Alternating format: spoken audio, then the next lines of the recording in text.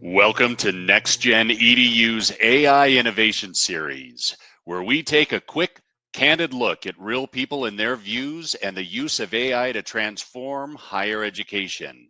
No hype, just insight. Rhew brings over 30 years of experience at the intersection of technology and education. Each episode features conversations with inspiring individuals who are passionate about helping others succeed through learning. And now, your host, Rhew. Thanks, Chris, and welcome everybody. And today on NexGenEdu, we're joined by Dr. Bruce Fraser, philosopher, educator, and executive director of AI initiatives. Bruce is working at the intersection of critical thinking, creativity, and AI, and how we prepare institutions and students for a world that is changing faster than education ever has.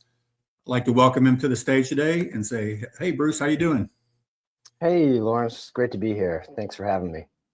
Well, I'd like to start off, you and I have had some conversations and I thought it was really interesting to have you on the show. Can you tell us a little bit about your background and, the unique lens you're looking at the education and AI through? Yeah, sure. I've been in higher ed my entire career, but as a graduate student, I really focused on the intersection between psychology, language, and an area of philosophy called epistemology, which is the theory of knowledge. And then I transitioned to Indian River State College. I've been here 25 years, and I thought that early work was probably long behind me. I was a professor here. I was an academic dean for a number of years, and then I took on the job of being over professional development for faculty. And that's when generative AI really made the big splash on the public scene back in 2022 with OpenAI's release of ChatGPT. And it was then that I realized this technology is going to change everything. And what that meant was a lot of advocacy for AI integration here at the college and upskilling for our employees. And then eventually our president moved me into the role of executive director of AI initiatives, where that early work in linguistics and epistemology and psychology really had become relevant again. And so I use that background as a lens through which to interpret and understand what this technology means for higher ed in our sector. That's cool. You mentioned one thing and it just brought up a question to my mind. What's the thing you did in ChatGPT or one of those tools that you said, oh, this is different? Because I got a good story for that too. So my moment was when my son came home from University of Florida, where he was a junior at the time. And he said, Dad, you have to check out this new technology. Everybody's using it, right? And he and I sat down for an evening when he was home and I just stress tested this thing. I asked it all sorts of interesting questions that I thought would throw it for a loop. And it was remarkably robust. And at one point I said to Jack, my son, I said, I think this passes the Turing test. This is going to change everything. And that was my moment. And so, when I returned to work on Monday, it was a whole different ballgame. Yeah. Well, and we just explain what the Turing test is in case somebody doesn't know. So Alan Turing, who is one of the founders of computation, the author of the Turing test, it's a test that he introduced as a way of determining whether or not a machine is intelligent. So it emerged in a 1950 paper that's quite famous. And the idea behind it is if you're interacting with a communicator and you can't tell the difference between this and a human, then even if it's a machine, you can say, well, for all intents and purposes, this machine has intelligence, right? So in other words, if a machine can mimic human language use in a way where a human can't tell the difference, then that's a sufficient test for intelligence. That's the Turing test. And a great movie on that is La Machina, I think. Have you seen that one? Yeah, that's a great film. And the other one too, that's related, not quite connected to the Turing test, is The Imitation Game, about the life of Alan Turing. Cool. So, well, back to the school and AI in your role, like when you look out into the future, like what do you see as the really innovative piece of AI that's going to make a difference? Yeah, that's a really tough question, of course, because the industry is moving so quickly and there's a lot of hype as well as interesting information. So right now, Everybody's talking about agentic AI and using AI tools to do extended workflows, make decisions on their own, take actions on humans' behalf, right? So in the public domain, that seems like the next big thing as we move toward AGI, or artificial general intelligence. The interesting thing about this tech from my perspective is that there are a number of emerging security concerns that really matter to higher education, specifically around FERPA protected data, right? And we've seen some of this in the news with OpenClaw and other agentic tools that create certain security risks. So what I think is going to happen is that we're going to see a slight pullback on the application, at least of agentic tools, and in higher education in particular, we're really going to focus on what we've known now for about a year and a half, which is the power of large language models with retrieval augmented generation technology and extended reasoning. These are extremely powerful tools that in their own right will transform the way we work. And there's a lot of work to be done to integrate these technologies into classroom instruction, for example.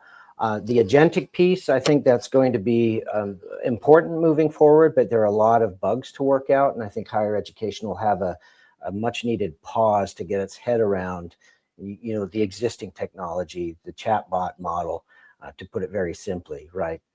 Yeah. That's where I think we're headed.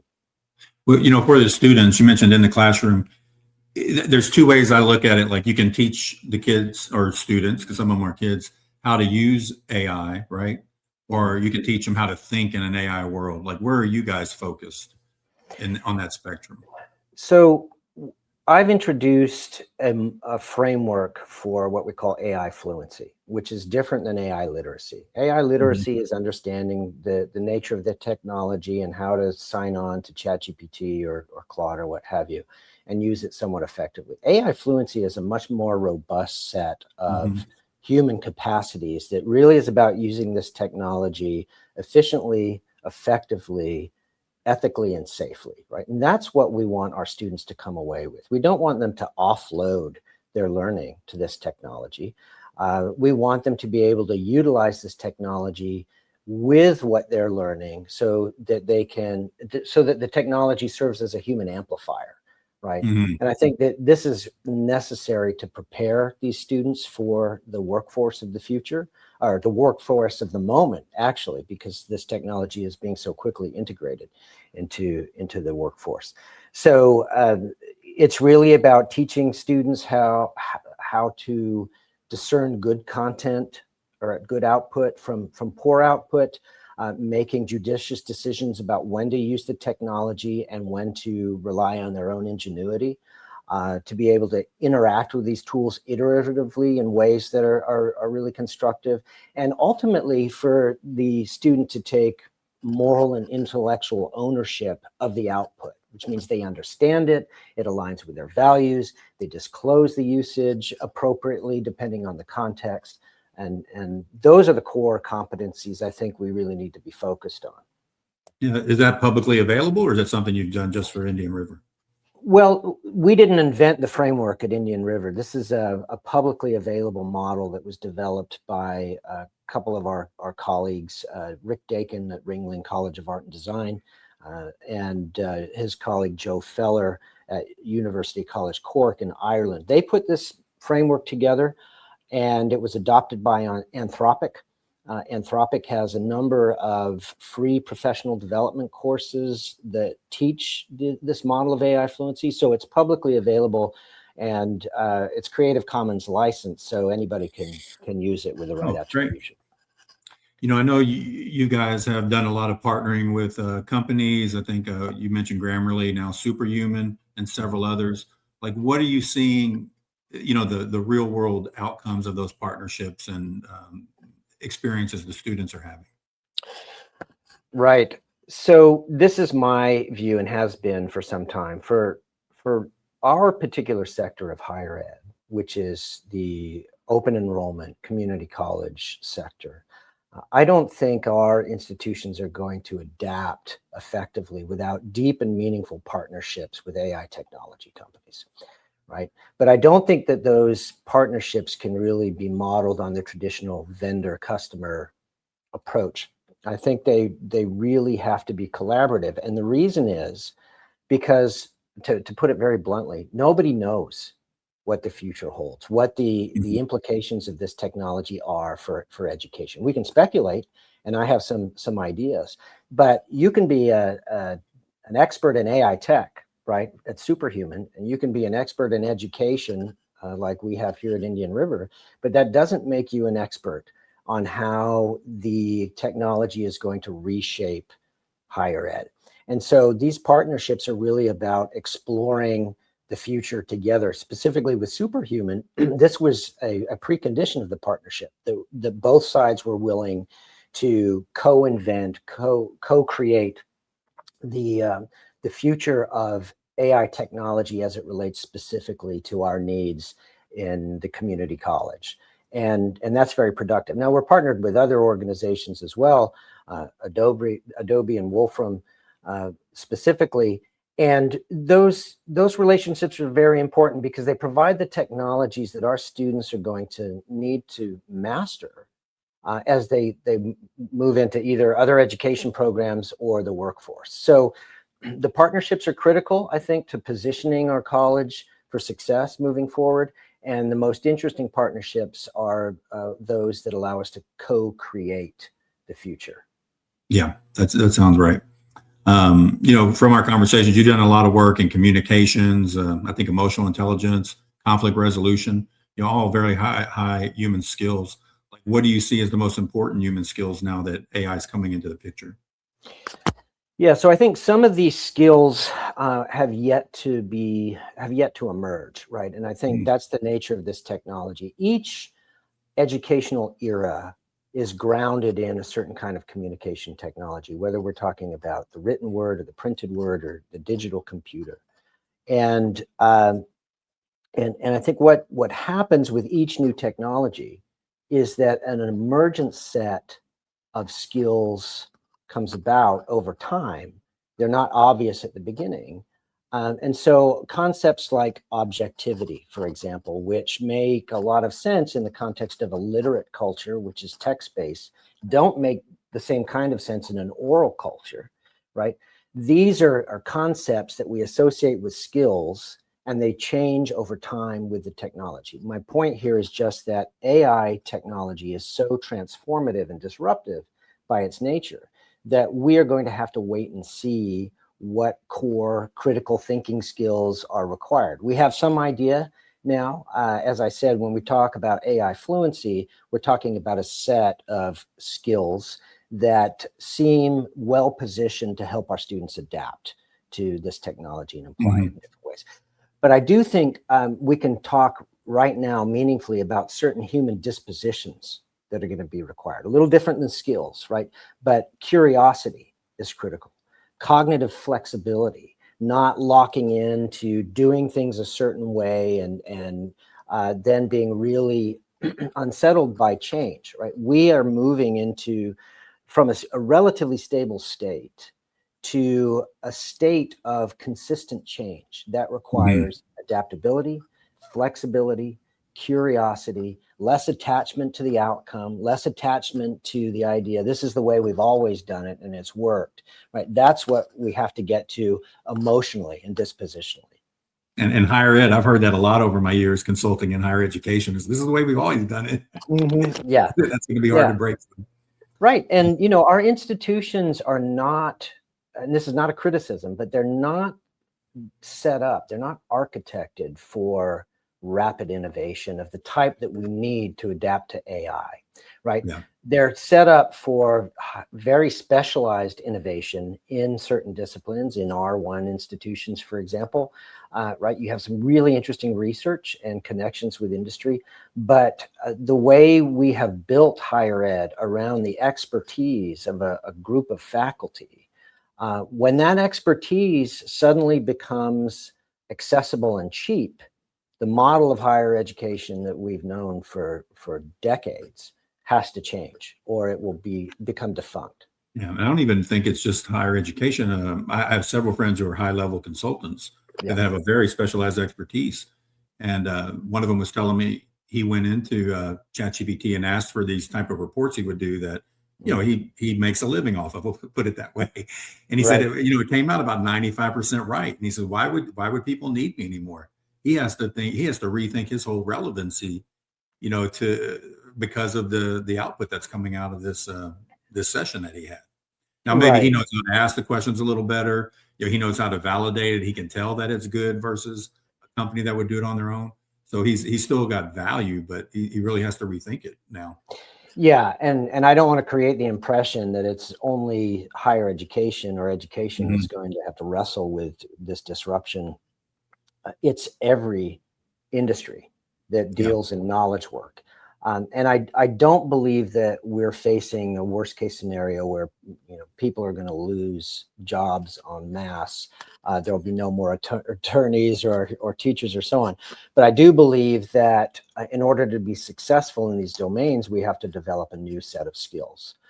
And you said, your friend recognized that 95% of what he does was captured in his GPT application, right? That other 5% that is not captured becomes critically important, right? Yeah. And I think human positioning will be around that 5 to 10% where these tools, because of their inherent limitations, just can't do the kind of job that we need them to do. So that's where we'll step in. But we have to be AI fluent. We have to know how to use these technologies effectively. I had an interesting experience the other day. I was cooking a brisket, so I was using AI to see how good it was at cooking this brisket, helping me along. And in the end, I'll shorten the story really, but it told me I had only an hour left when I thought, well, I got about 3 hours left, to cook this thing. So AI was wrong. So I still feel like I can't trust it in everything. Well, right. So it's exceptionally good at certain kinds of tasks that are refined and specialized, but commonly known, right? So as we know, these systems are great when the tasks we ask them to do fall broadly within their data training set, right? But the edge cases where they're not trained, where a lot of human activity takes place, that's where humans continue to have their unique value and contribution. It's one of the things that I think is interesting about this industry push to agentic applications. And I'm going to oversimplify a little bit here, but you can think about it in this way. It's, these large language models are so exceptional at language use. We make the assumption that they are highly intelligent like humans. What a good idea to push these systems out into human workflows and human domains where there are genuine ambiguities, where edge cases abound. We make the assumption, I think, that these systems are going to perform at least as well as they do with language. And the reality is there are a whole set of challenges there that these technologies, I don't think, are well positioned to address. So again, I think that human beings maintain a critically important role in the management of these technologies, in their applications in certain domains, and the ability to recognize where they shouldn't be applied, that's crucial. Yeah, I tell you, one of the most impressive things, like I've experienced, I guess, I needed to take a measurement of my roof line for something. And I went outside and took a picture of the house, just gave it one measurement of one of the columns of the house, and then it calculated everything around it. I was pretty impressed, and it was pretty accurate. So, that kind of stuff too is just like, you just got to try it on everything and see, how does it work? What does it do? And really test it out. Lawrence, I think that's a great point. And if there's something that I've really been encouraging in our college, that is try the tools out. We are not going to know the strengths and limitations of these tools without putting them to the test. And those need to be tests in serious work. You may have had similar experiences to me where, you perhaps have relied on the technology more than you should have, but you didn't realize that until you did it. For example, when I came into my present job, I was relying very heavily on AI tech to produce materials related to AI integration. What I found at a certain point was, I'm not inside this content enough to be able to explain it to people I need to explain it to. So I had to pull back on my use of the technology in certain ways, make more discriminating judgments. This is a good application. This is something I need to do on my own. Well, we need Mhm. everybody to be exploring that kind of balance. And you only get there through application and innovation on your own. Well, I know we're kind of wrapping up a little bit. I did want to ask you, as far as like community college presidents and maybe presidents overall, what's one big piece of advice you'd give them? Don't wait for the dust to settle in the AI industry before you start taking bold but thoughtful action to change your institution. I think that the significant change to education is already locked in, given where we are with the technology now. We don't have to wait for AGI or for people to sort out the agentic environment. We need to act now. We need to get this in front of our faculty. We need to think about the levers we can use to promote responsible, ethical change as quickly as possible. Bruce, I have two more questions. One, like, what's the biggest mistake you've seen institutions making that you would warn and somebody who's getting into this? Watch out for this. Right. So as I indicated earlier, I don't think higher ed is positioned for the kind of innovation we need. And so I think the biggest mistake is to assume that doing things the way we've done for generations is going to position us for AI. And I don't think that's true. I think education has been under strain for a lot of reasons before AI for several decades, right? We could go into that on another show, but I think AI, generative technologies, represent the first real opportunity to revive higher ed, to position higher ed for the next 100 years of relevance. And if we just do things the way we've done, we're never going to get there. Another, like, I know we haven't talked about this specifically, but I'm interested. I know y'all, Indian River is a good sized school. You'll have resources. You're able to focus this.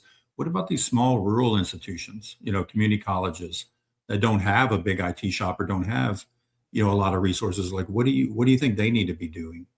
Well, the funny thing is we look at the R1 institutions in our state, like the University of Central Florida and University of Florida, and we say the same thing. It's like, what do we do here? Because, we don't have a huge endowment. We don't have AI engineers who can help us build this out. So what we've done, and I think this is relevant to our smaller colleagues in the industry, smaller institutions, we focus on what we can control, right? We have good faculty, some of whom are quite innovative and interested in the technology. Get them to guide the conversation. Partner with AI tech where you can in meaningful ways, and come up with the policy infrastructure that's going to help promote innovation, responsible innovation. Right. So we work with what we have. We recognize we're not going to be a University of Florida that's partnered with NVIDIA, and has HyperGator, right? But we have a lot of talent and a lot of expertise that's relevant to how we position ourselves for the future and serve our students. Every institution, regardless of size, can manage that piece. Well, Bruce, is there any last comments coming to the end here? I think I'm a skeptic by nature. Maybe it's because of my background in philosophy. However, I'm really optimistic about the future. I'm really excited about where we're headed. And there's so much capacity in higher education to make this change that I would just say, don't get pulled down by the naysayers, right? This is going to be a difficult and challenging transition. There's a lot of chaos. It's okay. Work with what's within your control, but define the future, invent the future that is best for us as educators and for our students, and everything's going to work out really well. And I think you'll be surprised at some of the things that happen. One of my other stories is my son was trying to explain something to me that he was doing pretty creative on AI, and I just wasn't getting it. And I'm a technologist, and I'm pretty open and, early adopter of things. And so he told ChatGPT to explain it to me. And I said, oh, that's what you're trying to tell me. So it bridged the generational gap between, his language and positioning and my understanding. I was really impressed. I was like, that's right. And think about the challenge in an open enrollment institution. We have students from so many different backgrounds and ability levels and skill levels. And, we've been talking for 30 years about meeting students where they are in this industrial model of education where I stand up in front of a class of 30 or 40 students. There's no way to meet students where they are. But when I talk about AI offering the first real potential to revive education, this is what I'm talking about. Your example, right, where we have the capacity to meet those students with this tech so that they get the explanations they need. They can ask the questions that are pertinent to them. We can move them along to our learning objectives with this kind of tailored, personalized instruction. I think that's great. And that doesn't threaten faculty positions, because our expertise is expressed through mentorship and coaching and quality control and managing project-based learning. I think all of these will be very prominent in the future of education. Well, Bruce, I really appreciate your insights and for you joining the show. And I look forward to hearing in the future what you guys do. And I'll keep following Indian River. And you Thanks, personally. Lawrence. This was great. I really appreciate the chance to talk with you. Yeah, thank you. Bye-bye. Bye.